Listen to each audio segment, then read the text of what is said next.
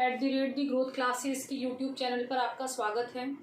जो लोग फर्स्ट बार इस वीडियो को देख रहे हैं चैनल को सब्सक्राइब कीजिए और अगर आपको वीडियो पसंद आता है तो उसे लाइक और शेयर कीजिए। और जिन्हें क्लासें ढूंढने में प्रॉब्लम हो रही है, जिनसे लिंक ओपन नहीं हो रहा है, वो यूट्यूब पर जाकर @ ग्रोथ क्लासेस के नाम से सर्च कर सकते हैं और प्लेलिस्ट पर जाकर आप पहले की वीडियो भी देख सकते हैं। लास्ट वीडियो में हमने बात की थी मॉलिक्यूलर किरेलिटी की, यानी कि आणविक किरेलता की, कि किस तरह से अनसिमेट्रिकल कार्बन होता है, किस तरह से सिमेट्रिकल कार्बन होता है, वो सारी चीज़ें हम देख चुके हैं। नेक्स्ट आज हम बात करेंगे प्रतिबिंब रूप यानी कि एनेंशियोमर। एनेंशियोमर्स क्या होते हैं उनके बारे में हम बात करेंगे। तो प्रतिबिंब रूप किसे कहा जाता है? तो प्रतिबिंब रूप किसे कहते हैं कि अणुओं के ऐसे जोड़े को, यानी कोई भी अणु होगा उसमें क्या होगा, एक पेयर होगा। तो हमारी डेफिनेशन क्या होगी? प्रतिबिंब रूप अणुओं के ऐसे जोड़े को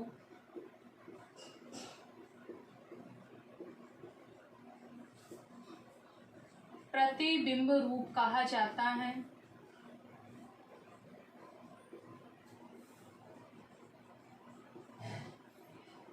कहा जाता है जो एक दूसरे के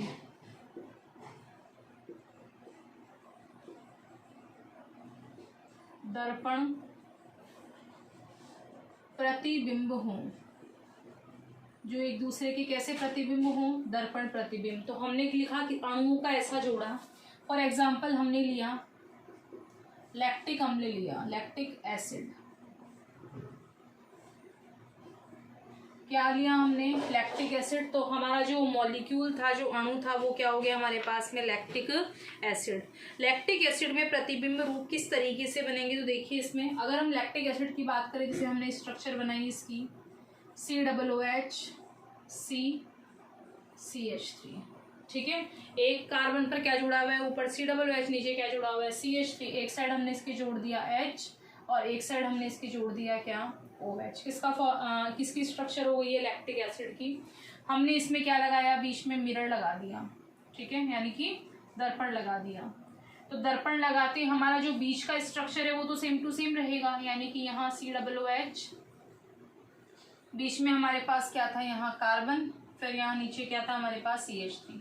तो दर्पण में इसमें तो कोई चेंजेस आएगा नहीं। चेंजेस किस में आएगा कि जो हमारा OH ग्रुप इधर था वो इधर आ जाएगा और ये H ग्रुप कहाँ चला जाएगा? इधर। तो यानी ये एक दूसरे के क्या है? प्रतिबिंब रूप है, यानी कि एनेंशियोमर है। तो यानी अणुओं का क्या हो गया? एक पेयर हो गया। तो अणुओं के ऐसे जोड़े को, जोड़े में हमेशा पेयर में कितनी चीजें होती है? 2। तो अणुओं के ऐसे जोड़े को क्या कहते हैं? प्रतिबिंब रूप कहा जाता है, जो एक दूसरे के कैसे प्रतिबिंब हो? दर्पण प्रतिबिंब। दर्पण प्रतिबिंब का मतलब अगर हम इसको उठाकर लेकर आए तो क्या ये इस पर अध्यारोपित होगा? नहीं होगा। क्यों नहीं होगा? क्योंकि जब इसको उठाकर इधर लेकर आओगे तो OH तो आएगा इस पर और H आएगा इस पर, यानी अध्यारोपित नहीं होंगे। अध्यारोपित नहीं होंगे तो आपस में क्या कहलाते हैं? दर्पण प्रतिबिंब कहलाते हैं, ठीक है। तो प्रतिबिंब रूप किसे कहते हैं? अणुओं का वह जोड़ा जो एक दूसरे का कैसा प्रतिबिंब हो, यानी बीच में अगर मिरर रख दिया जाए तो दोनों में किसका अंतर आ जाए? अध्यारोपित होने का क्या आ जाए? अंतर। तो हमने एग्जाम्पल लिया लैक्टिक एसिड। इनमें अगर और अदर चीज की हम बात करें तो इसमें एक को हमने नाम दिया D, यानी कि माइनस लैक्टिक अम्ल बोल दिया हमने इसको। क्या बोल दिया? D माइनस लैक्टिक अम्ल, ठीक है। यहाँ हमने इसको ये नाम दे दिया। उसी तरह से हमने यहाँ इसको क्या कर दिया? L, और यहाँ इसको बोल दिया हमने प्लस। इस तरह से लिख देते D। ये क्या था हमारे पास? माइनस लैक्टिक अम्ल, और ये क्या था हमारा? L प्लस लैक्टिक अम्ल। अब देखिए इसमें साइन जो हमने लगाए वो किसको प्रदर्शित करें? यहाँ हमने नेगेटिव साइन लगाया। तो नेगेटिव का मतलब क्या होता है? दक्षिण ध्रुवण घूर्णक, यानी डेक्स्ट्रो रोटेटरी। क्या कहते हैं इसे? Dextro rotatory. फिर यहाँ हमने प्लस लगाया तो प्लस का मतलब क्या है? वाम ध्रुवण घूर्णक। ये हम पहले भी बात कर चुके हैं कि दक्षिण ध्रुवण घूर्णक किसे कहते हैं और वाम ध्रुवण घूर्णक किसे कहते हैं। जिन लोगों को पता नहीं है वो पहले की वीडियोस में जाकर आप इनको समझ सकते हैं कि दक्षिण ध्रुवण घूर्णक किसे कहते हैं और वाम ध्रुवण घूर्णक किसे कहते हैं, वो हम पहले इसके बारे में बात कर चुके हैं। तो माइनस का मतलब है दक्षिण ध्रुवण घूर्णक यानी डेक्स्ट्रो रोटेटरी, यानी ये तो घूमेगा किसमें, घड़ी की दिशा में, यानी समतल ध्रुवित प्रकाश के तल को ये लैक्टिक अम्ल तो कौन सी दिशा में घुमा देगा, कौन सी दिशा में, घड़ी की दिशा में, यानी कि क्लॉकवाइज। उसी तरह से जो ये लैक्टिक एसिड है वो क्या करेगा, समतल ध्रुवित प्रकाश के तल को कौन सी दिशा में घुमाएगा, घड़ी की विपरीत दिशा में, यानी कि एंटी क्लॉकवाइज, इसलिए इसमें किसका निशान लगाया है, प्लस का। तो फिर हम बात करेंगे कैपिटल डी और ये कैपिटल एल क्या है, इनके बारे में भी हम बात करें। वैसे आगे इसी में हम आगे भी पढ़ेंगे इसको डिटेल से, लेकिन अभी हमारे पास डी और एल आ गया है तो इसको हम अभी यहाँ देख लेते हैं। डी का मतलब है कि OH अगर हमारा इस साइड में है, ठीक है, OH अगर हमारा इस साइड में, ये वाली साइड कौन सी हो गई अपनी, राइट हो गई, तो इस साइड है तो उसे हम क्या कहेंगे, डी। और OH अगर इसके जस्ट अपोजिट में आ जाए तो उसे क्या कहेंगे, एल। यानी अगर दाईं ओर आता है, राइट साइड में आता है तो उसे क्या नाम देते हैं, डी। OH और H को देखना है इसमें, किसको देखना है, OH और H को, किसी भी एक को देख लो। तो OH अगर हमारा राइट साइड में है तो उसको कैपिटल डी कहते हैं, और OH अगर हमारा लेफ्ट साइड में है तो उसे क्या कहा जाता है, एल कहा जाता है। तो प्रतिबिंब रूप यानी अणुओं का वह जोड़ा जो एक दूसरे का दर्पण प्रतिबिंब हो, यहाँ माइनस लगाया, इसका मतलब समतल ध्रुवित प्रकाश के तल को क्लॉकवाइज घुमाएगा, यहाँ प्लस लगाया, इसका मतलब समतल ध्रुवित प्रकाश को एंटी क्लॉकवाइज घुमाएगा। कैपिटल डी का मतलब जो OH है वो राइट साइड में है, और कैपिटल एल का मतलब है OH कहाँ है, लेफ्ट साइड में, ठीक है। इसके बाद हम बात करें, इसके बाद हम देखते हैं कि जो हमने ये प्रतिबिंब रूप बनाए, ठीक है, प्रतिबिंब रूपों के गुणों की हम यहाँ बात करते हैं। तो देखिए इसमें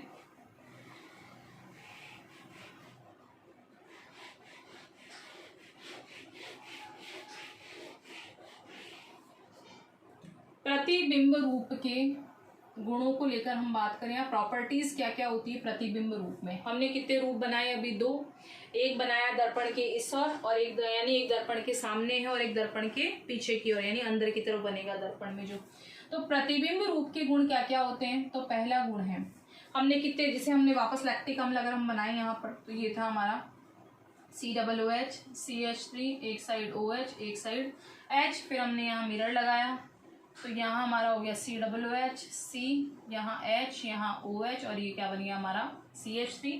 इसको बोला था हमने माइनस लैक्टिक एसिड, और इसको हमने क्या कहा था, प्लस लैक्टिक अम्ल। यानी घूर्णक के हिसाब से हमने यहाँ लिख लिया कि एक दक्षिण ध्रुवण घूर्णक है और एक क्या है, वाम ध्रुवण घूर्णक है, ठीक है। हम यहाँ बात करें, देखिए इसमें अगर यहाँ प्लस लगाया है हमने तो ये ध्यान रखना कि प्लस का मतलब तो होता है दक्षिण ध्रुवण घूर्णक और माइनस का मतलब क्या होता है, वाम ध्रुवण घूर्णक। ये बात ध्यान रखें। शायद हमने पीछे थोड़ा सा अपोजिट कर दिया हो, देख लेना एक बार। पीछे हमने क्या किया था, यहाँ माइनस है तो माइनस का मतलब ये कौन सा घूर्णक होगा, वाम ध्रुवण घूर्णक। अगर हमने पीछे अपोजिट कर लिया है तो उसे ठीक कर लीजिए, वाम ध्रुवण घूर्णक। और प्लस है तो प्लस का मतलब क्या है, दक्षिण ध्रुवण घूर्णक। अगर हमने पहले की वीडियो में से गलत देख लिया हो तो एक बार उसे करेक्शन कर लीजिए। प्लस का मतलब होता है दक्षिण ध्रुवण घूर्णक और माइनस का मतलब होता है वाम ध्रुवण घूर्णक, ठीक है। अगर हमने कुछ इसमें अपोजिट पढ़ लिया हो तो उनको ठीक कर लेना। माइनस का मतलब वाम ध्रुवण घूर्णक, प्लस का मतलब है दक्षिण ध्रुवण घूर्णक। देखिए प्रतिबिंब रूप कितने हो गए हमारे पास में, दो। तो यानी प्रतिबिंब रूपों के गलनांक व क्वथनांक क्या होते हैं, समान होते हैं। यानी ये जो दो रूप हमने बनाए, इन दोनों का मेल्टिंग पॉइंट भी सेम होगा और इन दोनों का बॉइलिंग पॉइंट भी क्या होगा, सेम होगा। मेल्टिंग पॉइंट यानी गलनांक, बॉइलिंग पॉइंट यानी क्वथनांक, दोनों के क्या होंगे, समान। जैसे इसका 80 है तो इसका भी कितना होगा, 80, जितना भी है। तो दोनों के गलनांक भी समान होते हैं और दोनों के क्वथनांक भी कैसे होंगे, समान। सेकेंड पॉइंट की हम बात करें तो सेकंड प्रॉपर्टी क्या है कि प्रतिबिंब रूपों की विलयता भी क्या होती है, समान होती है। विलयता भी कैसी होती है, इनकी समान होती है। तो प्रतिबिंब रूपों की विलयता भी क्या होती है, समान होती है। दोनों में जो इनकी सॉल्युबिलिटी होगी वो दोनों की इक्वल होगी। जितना घुलनशील ये होगा उतना ही घुलनशील क्या होगा, ये वाला हो गया। तो गलनांक क्वथनांक समान होंगे, विलयता भी कैसी होगी, समान। लेकिन कुछ प्रतिबिंब रूप, कुछ प्रतिबिंब रूप युग्म की, युग्म यानी वही जोड़े, युग्म की गंध भिन्न भिन्न होती है, गंध भिन्न भिन्न होती है, कुछ की होती सबकी नहीं होती, इसलिए हमने क्या लगाया है यहाँ पर, कुछ वर्ड लगाया है। कुछ वर्ड का मतलब कि कुछ जो प्रतिबिंब रूप है उनमें सारी प्रॉपर्टीज तो सेम है, लेकिन कुछ में हो सकता है कि जो स्मेल है वो दोनों में कैसी है, डिफरेंस। इसका एग्जाम्पल हम ले सकते हैं, जैसे माइनस मेंथोल है, एग्जाम्पल हमने लिया कि माइनस मेंथोल में ताजा पुदीने की गंध होती है, ताजा पुदीने की गंध होती है।